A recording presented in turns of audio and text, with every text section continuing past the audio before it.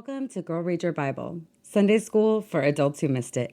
I'm Nicole Waltz, your host for this podcast, brought to you by 522gals.com, a website dedicated to your personal development and spiritual growth. Please go and check it out and be sure to subscribe to our email list so you don't miss any of the exciting products that we have coming up for you. I am so excited about some of the things that we have been working on, and I really want to make sure that you know about them and be able to bless you on your faith journey. So please go and check that out.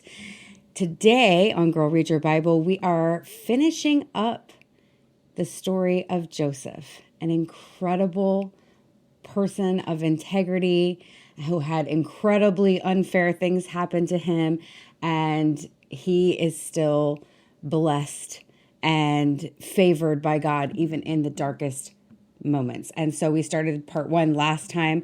So please make sure you watch that so that you know where we're at, because we are going to dive into the second part of his story and it's going to get even more interesting.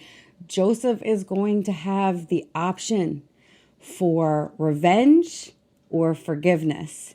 He is going to be put in a really unique position of getting to really see who he is and make a decision about the type of person he's going to be. And it is a beautiful model for us. And his story is about to get really exciting. So we are starting today in Genesis chapter 40.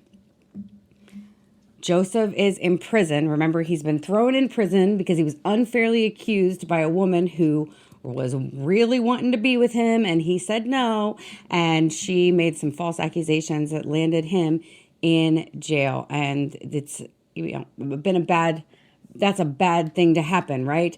But Joseph was still elevated to, he found favor with the warden, and he was elevated to care for the other prisoners, and he's still in the best position possible for the place that he's in. So even in unfair circumstances, he's still keeping his integrity and finding favor with God and being elevated in those dark places. And I get so much out of just that, knowing that right there. But we're going to get so much more. So read with me, girls. Sometime later, because he's been in prison for a while. Sometime later, Pharaoh's chief cupbearer and chief baker offended their royal master. Pharaoh became angry with these two officials, and he put them in prison where Joseph was, in the palace of the captain guard. They remained in prison for quite some time, and the captain of the guard assigned them to Joseph, who looked after them. While they were in prison, Pharaoh's cupbearer and baker each had a dream one night, and each dream had its own meaning. When Joseph saw them the next morning, he noticed that they both looked upset. "Why do you look so worried today?" he asked them. And pause. I just want to let you know a couple things. One, a cupbearer was something for centuries, the royal families would have a cupbearer, and that would be the guy who would sample your wine or anything that they brought to you first.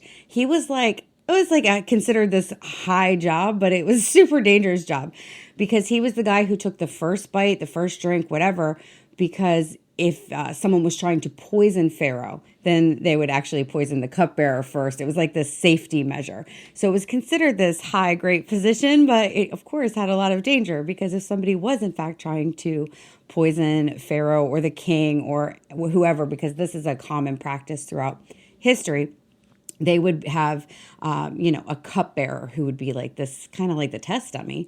But for some reason, that was still promoted as like a high-ranking job. I guess because you got to eat a lot of good foods and the odds were in your favor that people knew there was a cupbearer, so they weren't going to waste their time with that method of coming after a king or pharaoh or what have you. In any case, I just wanted you to know what this cupbearer even is. And then I want to mention that in verse 7, where Joseph says to both of them, "Why do you look so upset and worried today?" I want to remind you, just for context, they're in prison. They're in jail. Why do you look so upset and worried today? I mean, I think that the circumstance that you're in would be reason enough. So I'm reading between the lines here and telling you that I think that means that things were pretty well run, pretty well taken care of. Joseph's showing concern for the people that he's in charge of looking after. So he has we're seeing just a glimpse into his character right there. They had a nightmare, right? Like we're going to get into it. But basically, they both had some really weird, disturbing dreams, and they're, a little perplexed. And Joseph is noticing the people around him, noticing the people that he's in charge of, and caring enough to ask them about it and being interested in their lives. That's a big takeaway, right? That's a good example for us to follow. So I just want to paint that picture for you of they're hanging out in this jail. They've got some bad things happening in their lives, and yet he's noticing their upsettedness over a dream. So that tells me things were as well conditioned as they could be. Like he did a really good job of trying to make things as comfortable and pleasant given the the punishment and the atmosphere as possible. And I think it's amazing that he shows such concern for the people under his charge. We're saying Joseph's had an incredibly unfair life, and he could be, very disgruntled about this and have a bad attitude about this. But instead, he is doing his best, and he is caring for the people around him to the best of his ability. And we can just see that throughout his life. And that reading between the lines gets real important. All right, we're at verse 8. And they replied, "We both had dreams last night, but no one can tell us what they mean." "Interpreting dreams is God's business," Joseph said. "Go ahead and tell me your dreams." So the chief cupbearer told Joseph his dream first. "In my dream," he said, "I saw a grapevine in front of me, and the vine had 3 branches that began to bud and blossom, and soon it produced clusters of ripe grapes. And I was holding Pharaoh's wine cup in my hand. So I took a cluster of grapes and squeezed some juice in the cup, and then I placed the cup in Pharaoh's hand." Joseph then says, "This is what the dream means. The 3 branches represent 3 days. Within 3 days, Pharaoh will lift you up and restore you to your position as the chief cupbearer. And please remember me and do me a favor when things go well for you. Mention me to Pharaoh so he might let me out of this place. For I was kidnapped from my homeland, the land of the Hebrews, and now I am here in prison, but I did nothing to deserve it." And when the chief baker saw that Joseph had given the first dream such a positive interpretation, he said to Joseph, "I had a dream too. And in my dream, there were 3 baskets of white pastries stacked on my head, and the top basket contained all kinds of pastries for Pharaoh, but the birds came and ate from the baskets on my head." But his dream's not going to have such a good meaning. "This is what the dream means," Joseph told him. "The 3 baskets also represent 3 days. 3 days from now, Pharaoh will lift you up and impale your body on a pole. Then birds will come and peck away at your flesh." Pharaoh's birthday came 3 days later, and he prepared a banquet for all his officials and staff, and he summoned the chief cupbearer and the chief baker to join the other officials. Then he restored the chief cupbearer to his former position so that he could again hand Pharaoh his cup. But Pharaoh impaled the chief baker just as Joseph had predicted when he interpreted his dream. Joseph's chief cupbearer, however, forgot all about Joseph, never giving him another thought.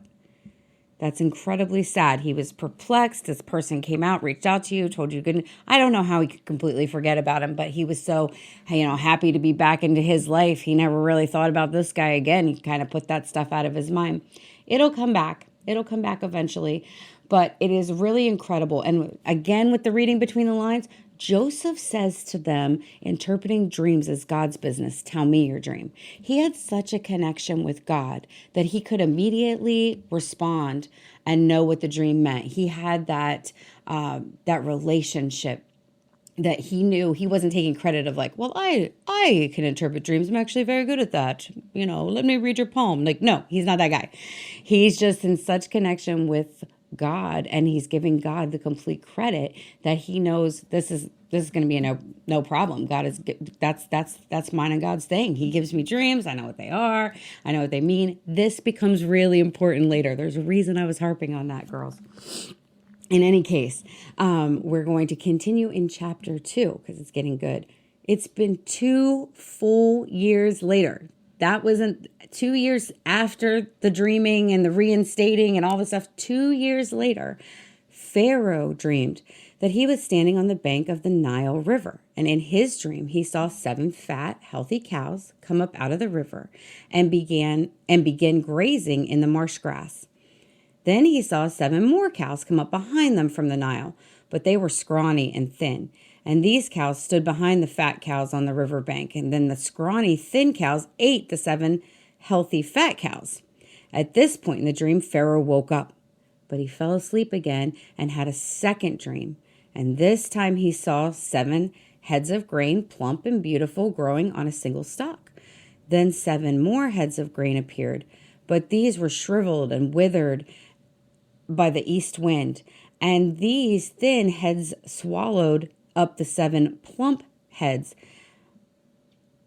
Then Pharaoh woke up again and realized it was all a dream. The next morning, Pharaoh was very disturbed by the dreams, so he called for all the magicians and wise men of Egypt. When Pharaoh told them his dream, not one of them could tell him what they meant. Finally, the king's chief cupbearer spoke up. "Today I have been reminded of my failure," he told Pharaoh. "Some time ago, you were angry with the chief baker and with me, and you imprisoned us in the palace of the captain of the guard.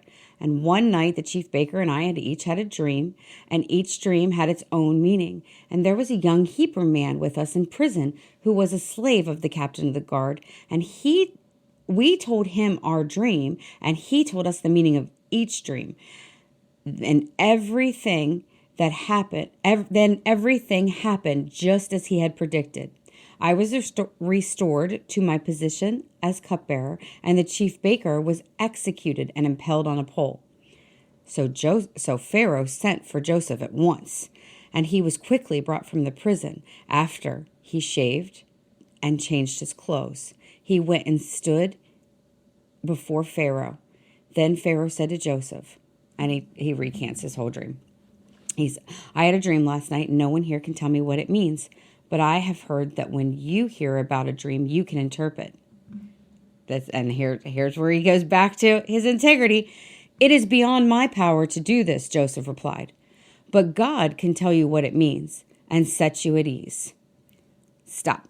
So that's really valuable, because here he is in his trail of bad circumstances, and he's coming before Pharaoh, and Pharaoh says, "I know you can do. I've heard you could do it," and he could totally take credit, be like, "Yes, I can. Tell me your dream," and just move on from there, because he obviously wants to find some Pharaoh favor and hopefully get to stay out of prison.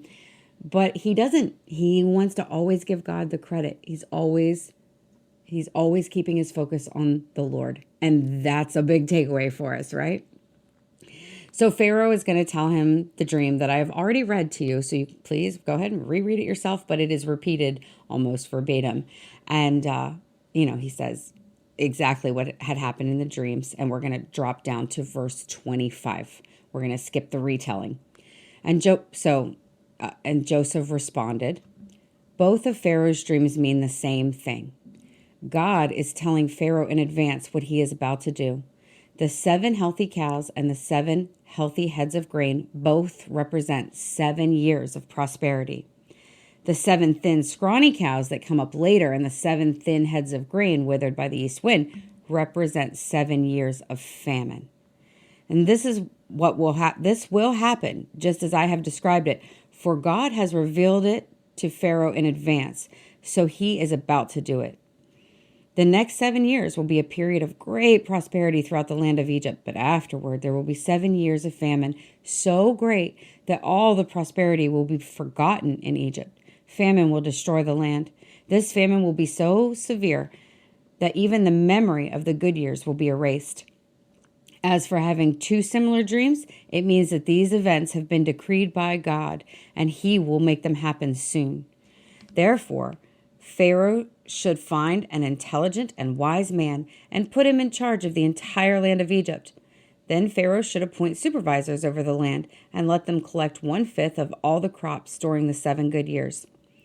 Have them gather all the food produced in the good years that are just ahead and bring it to Pharaoh's storehouses. Store it away and guard it so that there will be food in the cities.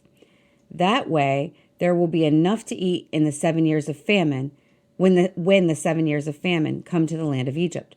Otherwise, this famine will destroy the land. I mean, how wise is he? He doesn't just interpret the dream and it says, so again, obviously we got another takeaway from Joseph, because he didn't just interpret the dream as he was asked.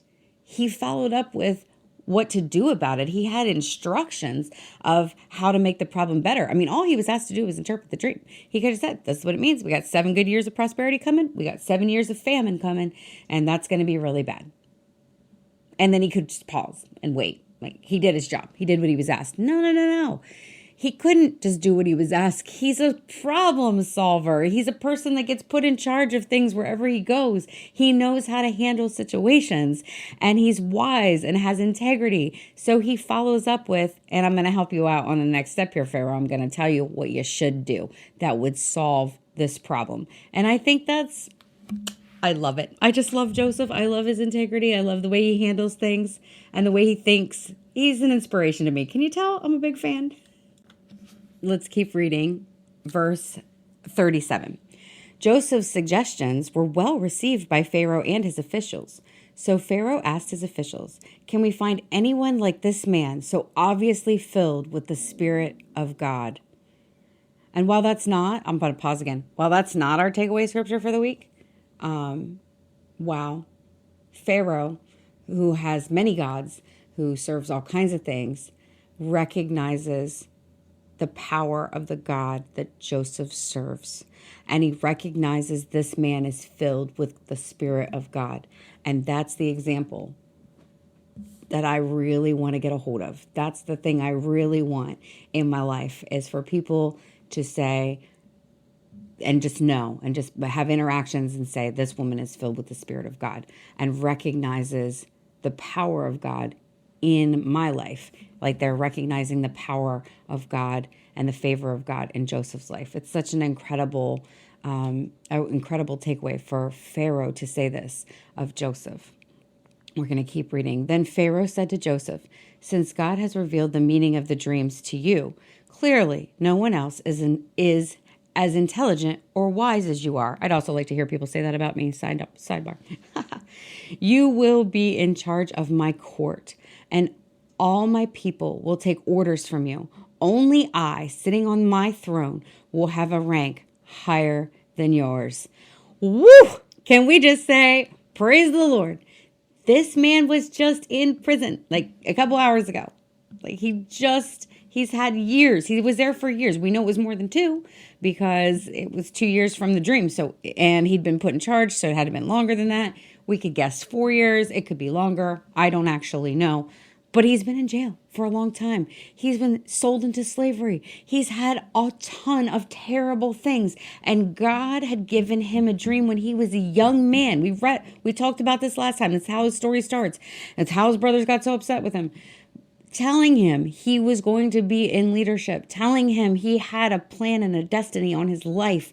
And Joseph has hung on to that and walked with integrity his entire life. And it is happening for him right now. Pharaoh, the Pharaoh, the king of all the things, the whole land of Egypt, very powerful, important place. And he says, I'm going to put you in charge. Everyone is going, you're a foreigner. You know, I told you there's like all these tensions between one nation to another. So here's this random Hebrew former slave who's just been pulled out of prison, and I'm going to put him in charge of the entire land, and everyone is going to listen to you. You are going to be the most powerful person just under me. The only person more powerful than you in this land is me sitting on this throne being Pharaoh. You're the boss of everything.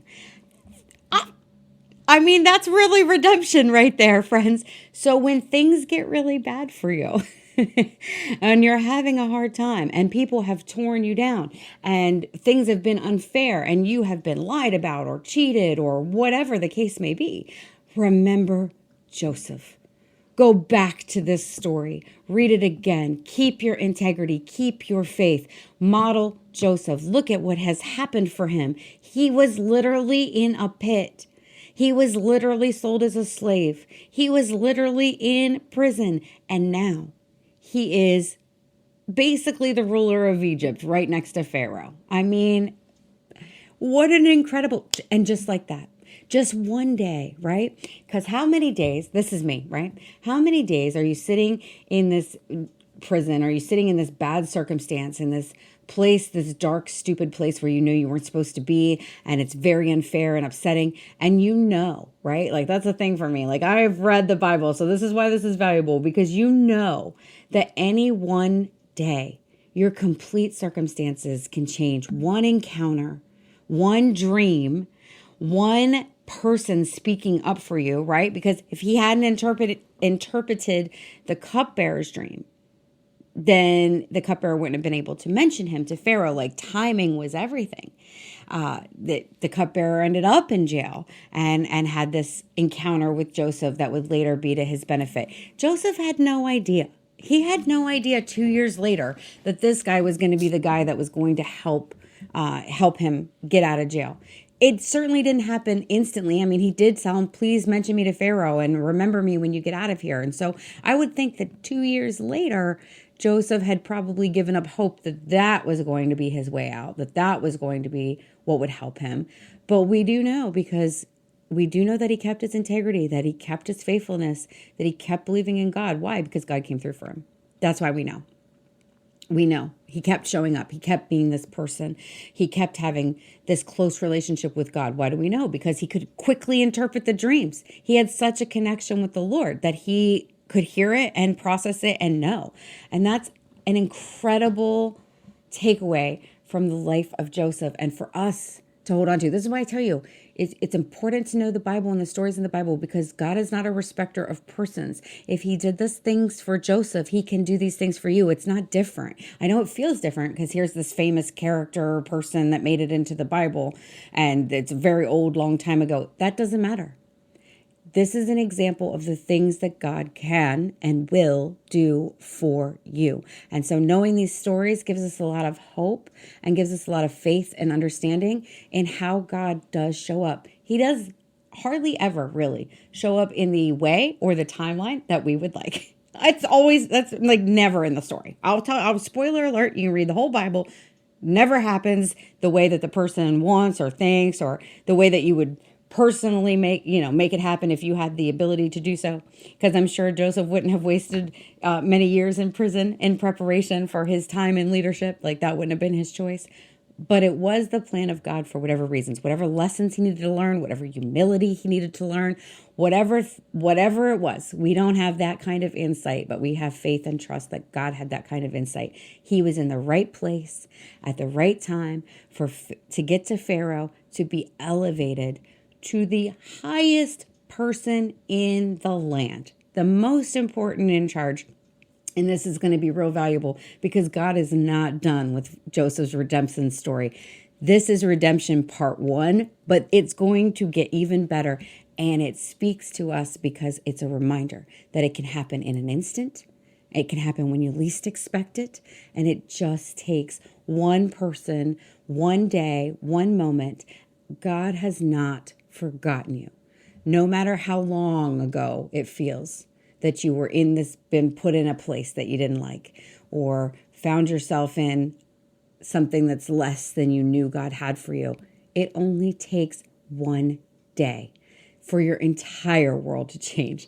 I mean, I can't even process how much of a change this is for Joseph, like from jail to the most important person in the entire country in one day. Like, that's how God works, friends. That's the kind of faith we need. That's why reading the Bible is so important, because we can cling to those stories and say, I know God can, I know he's done it before, and I know he's going to do it for me. And we are going to keep reading. We're on verse 41. Pharaoh said to Joseph, I hereby put you in charge of the entire land of Egypt. Then Pharaoh removed his signet ring from his hand and placed it on Joseph's finger. He dressed him in fine linen clothing and hung a gold chain around his neck. Then he had Joseph ride in his chariot reserved for his second in command. And wherever Joseph went, the command was shouted, kneel down. So Pharaoh put Joseph in charge of all of Egypt. And Pharaoh said to him, I am Pharaoh, but no one will lift a hand or foot in the entire land of Egypt without your approval. What do you say there, friends? If we back up a little bit, the command that was shouted when he's riding through town, kneel down. Just like Joseph's dream when he was young. It's come true, just like God said it would, just like Joseph knew he was promised. That had to have been an incredible redemption, part 2. But there's more. Then Pharaoh gave Joseph a new name, and I cannot pronounce it, so please feel free to read that in verse 45 for yourself. He also gave him a wife who was the daughter of Aseneth, and she was the daughter of, whose name was Aseneth. Yeah, I'm sorry. I told you I'm so bad with pronunciation, but don't let that hesitate you from reading the Bible. Just go with the words. Sound them out. She was a daughter of Potiphar, and this is not Potiphar, where we talked about before. This is Potiphar. Potiphar is the priest of On. So again, remember, they have lots of gods, lots of different religions. And so he was a big deal. And so his daughter was given to Joseph in marriage, as was the custom in that time. That was normal to arrange marriages for your children. So Joseph took charge of the entire land of Egypt. He also got an Egyptian bride. That's relevant. And, he was 30 years old when he began serving in the court of Pharaoh, the king of Egypt. And when Joseph left Pharaoh's presence, he inspected the entire land of Egypt. I'm just going to pause really quick because we know at the beginning of his story, it said that he was 17. It told us that. So we have a better timeline for the things that he has endured, that this has been 13 years of betrayal of your brothers, loss of your family, a life of servitude, a long time in prison.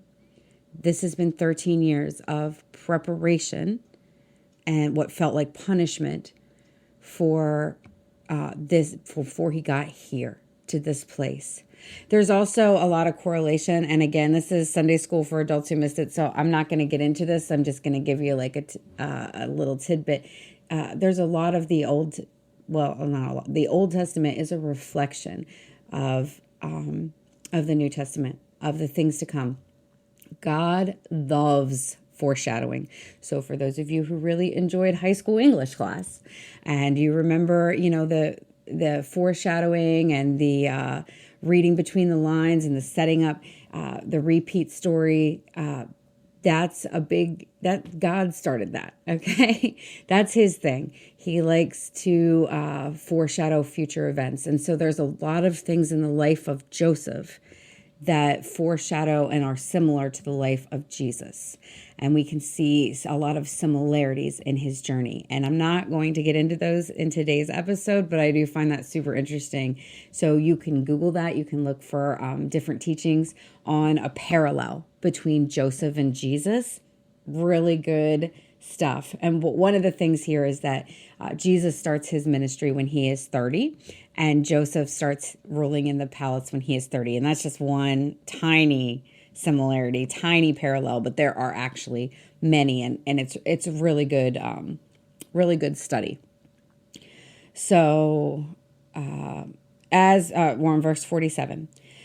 As predicted, for 7 years, the land produced bumper crops. During those years, Joseph gathered all the crops grown in Egypt and stored the grain from the surrounding fields in the cities. He piled up huge amounts of grain, like sand on the seashore. And finally, he stopped keeping record because there was too much to even measure. During this time, before the first of the famine years, 2 sons were born to him and his wife. Joseph named the older son Manasseh, for he said, God has made me forget all my troubles and everyone in my father's family. So he's getting redemption because he's getting his own family. And Joseph named his second son Ephraim, for he said, God has made me fruitful in the land of my grief. He's again recognizing and giving God glory for the redemption in his story. At the end of the 7 years of the bumper crops throughout the land of Egypt,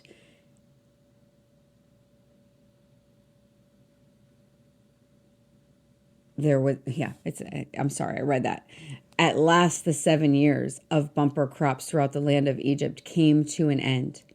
Then the 7 years of famine began, and just as Joseph had predicted, the famine also struck all the surrounding countries. But throughout Egypt, there was plenty of food because he'd stored it up. They'd prepared. Had good preparation. And eventually, however, the famine spread throughout the land of Egypt as well. And when the people cried out to Pharaoh for food, he told them, "Go to Joseph and do whatever he tells you." So with severe famine everywhere, Joseph opened up the storehouses and distributed grain to the Egyptians. For the famine was severe throughout the land of Egypt, and people from all around came to Egypt to buy grain from Joseph because the famine was severe throughout the world. And so there's people who are saved all over because of Joseph's good thinking, Joseph's wisdom, Joseph's preparation. Joseph being in charge, having all these storehouses is not only saving Egypt, and Egypt's already a big deal, but it's also making Egypt a bigger deal because they're the only ones with food. So everybody around them has to come and buy from them. So it's a win-win-win, right? Like the people there are taken care of. Joseph did a good job. And now other countries and people from around the world are going to come to Egypt to try to buy some of that food because they're the only ones who got it.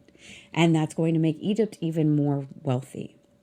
And that's really good for that time, for this time being. And we've seen a lot of redemption happening in this. This is why I love this part of the Bible, right? This is a really good couple chapters because we're seeing a lot of redemption to Joseph's story. Him getting a new family and feeling like, he's been redeemed with having that love that he's been searching for his whole life.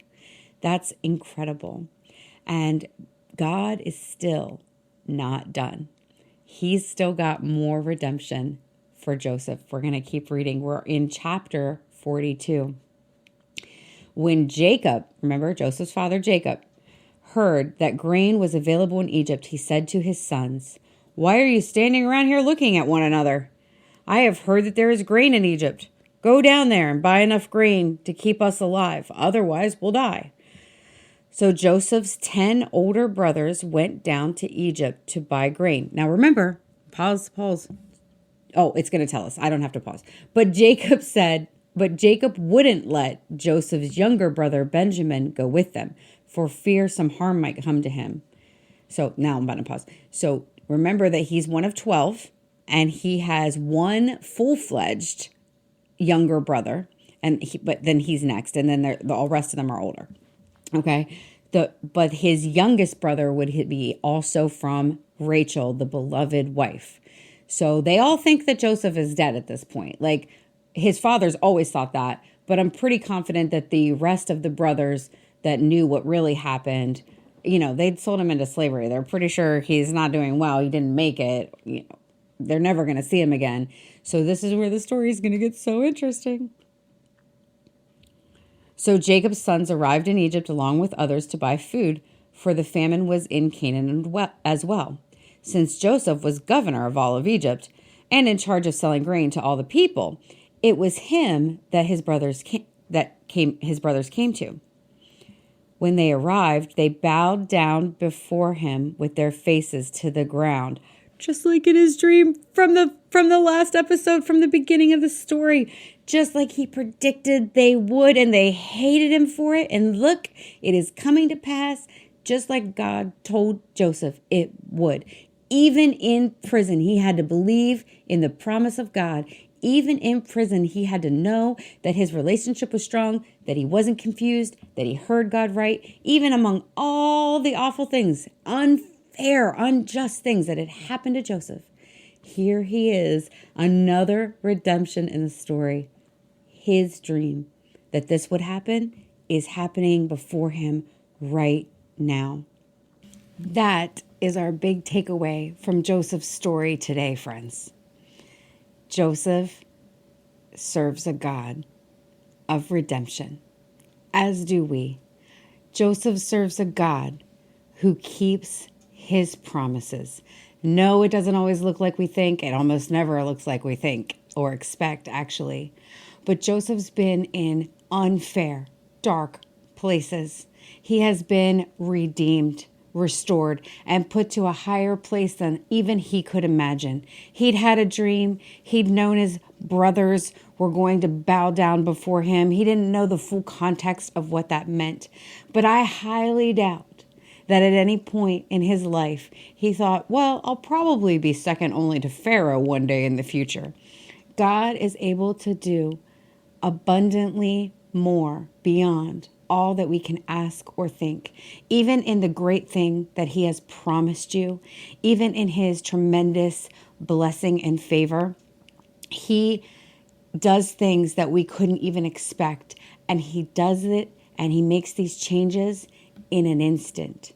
In one day, Joseph's life completely changed from being in a prison, from having 13 years of bad circumstances and unfair things. And now he has been redeemed and restored and put better than anything was before.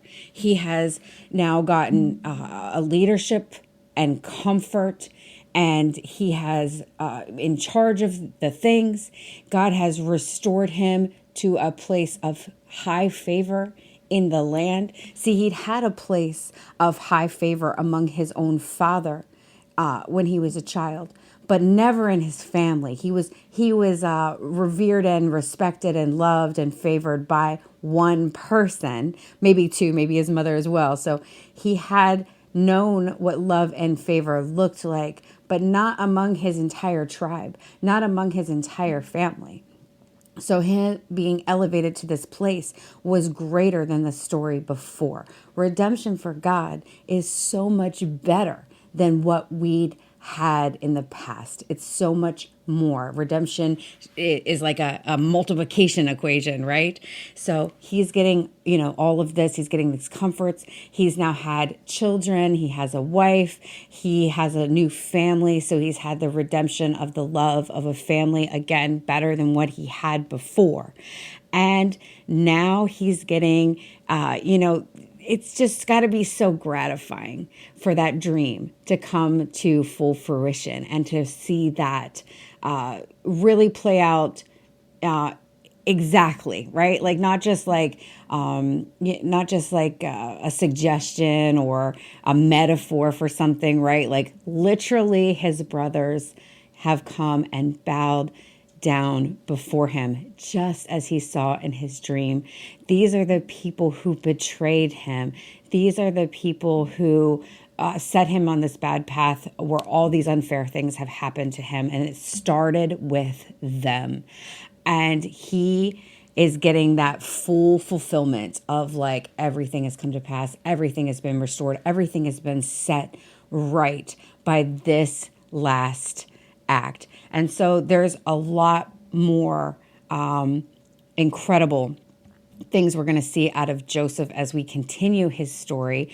I would have liked to have been able to wrap everything up this episode, but there's just so much more to get into. And it's so valuable for us because we can relate to being in unfair places. We can relate to knowing and believing that God has spoken a promise over our lives and not seeing that play out as quickly or in the way that we would like. And we see this with you're in good company, right? We see this with all of the historical figures that we talk about where they just keep the faith. They just have to keep the faith. And then eventually God shows up in a way that was greater than they could have expected. And I know that's what I'm believing for. I know that's what you're believing for.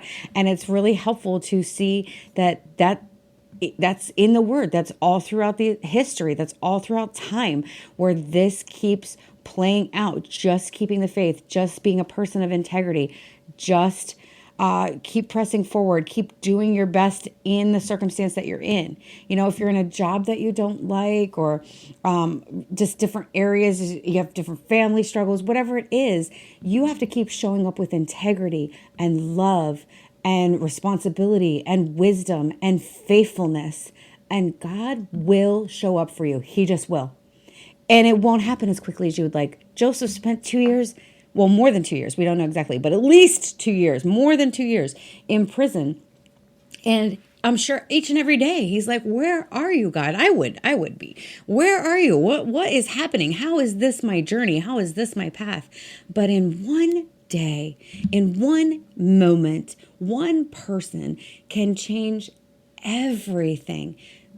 But you have to continue to walk in faithfulness and integrity. We're just seeing that play out over and over and over in these people, because I think that's really what God wants us to get a hold of. I know that's a work for me, right? Like that's the goal that I'm trying to get from this, and really bring to my memory regularly. Like, this is where our focus needs to be.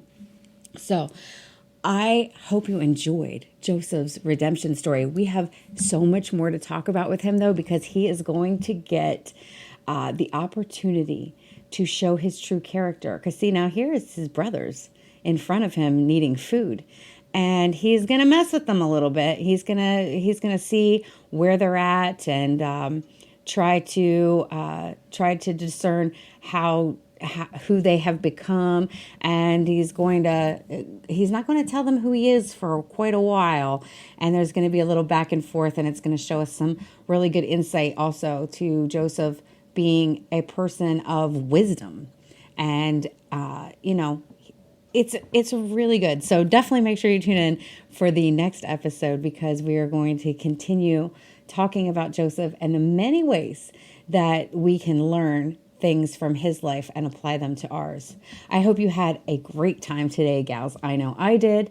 And I hope that you will read all of these chapters and verses for yourself, because there's so much good things, and it's awesome to read it together. And I love doing this with you. But until next time, girl, read your Bible.